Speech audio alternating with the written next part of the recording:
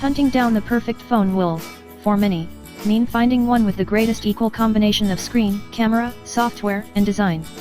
If budget is available, that likely means ponying up for an iPhone, Google Pixel, or Samsung Galaxy S8, or, on a lower budget, a OnePlus 3T. But what about battery? It's one feature that's all too often overlooked prior to buying. Nothing to worry about if you are looking for an affordable battery boss like the Lenovo P2, a handset that holds 50% or more capacity than many flagship devices and which, if managed properly, might even last you for 3 days per charge. Perhaps more surprising is that the P2 costs just £199, squeezing it in alongside the likes of Lenovo's Moto G series range. However, does its generally modest specification hold it back compared to its pricier A-list competitors? Lenovo P2 Review, Design: 153x76x 8.3mm, 177 grams.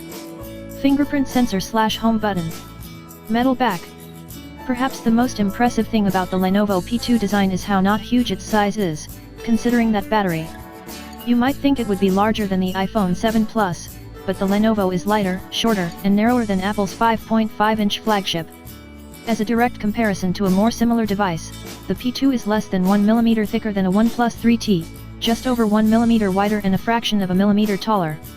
Yet the Lenovo contains a battery with an additional 1,700 mAh juice, which equates to a 50% or greater capacity than that OnePlus. Like most smartphones these days, the main material used in the P2's chassis is metal. This aluminium rear also features plastic panels on the top and bottom, however, which don't match the anodized gray finish of the metal particularly well, just as we said of the Moto G5 Plus.